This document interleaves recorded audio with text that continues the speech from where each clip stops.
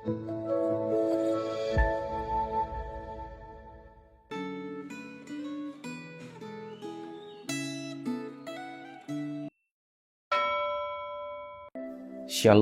jemaat yang dikasihi oleh Tuhan Yesus Kristus. Hari ini renungan firman Tuhan berjudul Persahabatan dengan Tuhan atau Dunia. Mari kita berdoa terlebih dahulu. Kami kembali bersyukur kepada Tuhan di hari yang baru ini, firman Tuhan kembali boleh kami dengar. Tolong setiap kami ya Tuhan untuk boleh menjadikan firman yang kami dengar hari ini sebagai dasar atau pedoman kehidupan kami mengikuti Tuhan. Terima kasih. Mohon anugerah-Mu. Di dalam nama Tuhan Yesus kami berdoa. Amin. Bacaan firman Tuhan hari ini diambil dari Yakobus pasal yang keempat.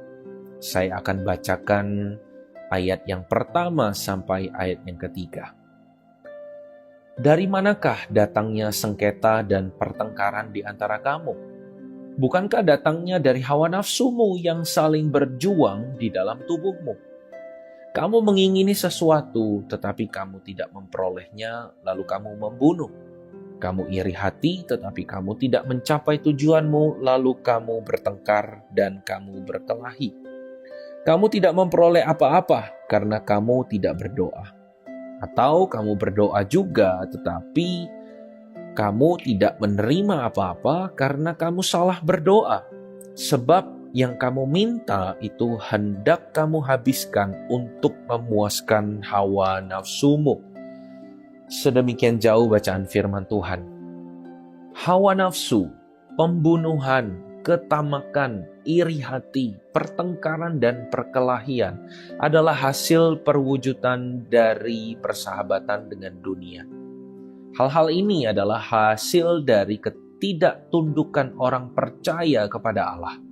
Yakobus bukan sedang berbicara kepada orang yang tidak beriman, tetapi kepada orang beriman yang ternyata masih bisa melakukan semua hal yang disebutkan di atas. Yakobus mengingatkan bahwa sebagai pengikut Kristus, seharusnya orang percaya tidak dikuasai oleh hawa nafsu, tetapi dikuasai oleh Kristus. Doa yang seharusnya menjadi tempat menyelaraskan diri dengan kehendak Allah justru dipakai sebagai alat untuk menerima sesuatu kepada Allah dengan tujuan memuaskan hawa nafsu. Jelas bahwa Tuhan tidak akan mengabulkan doa yang seperti ini. Yakobus tidak segan-segan menyebut orang percaya yang masih dikuasai hawa nafsu sebagai orang yang tidak setia. Sebutan ini mungkin terasa tidak nyaman bagi sebagian orang, tapi sebutan ini sangatlah tepat. Kata persahabatan berasal dari kata philos, yang menunjuk pada sebuah aliansi. Dalam masyarakat Yunani, hal itu menyiratkan sebuah loyalitas yang diungkapkan melalui tindakan nyata. Orang percaya tidak bisa setia kepada Allah sekaligus setia kepada hawa nafsunya.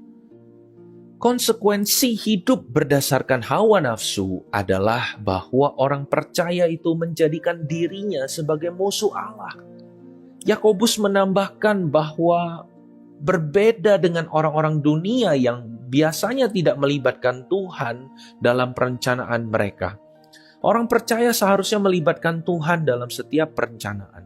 Melibatkan Tuhan dalam perencanaan adalah hal yang sangat penting karena kita menyadari bahwa hidup ini sangat singkat dan Tuhan merupakan pemilik hidup ini.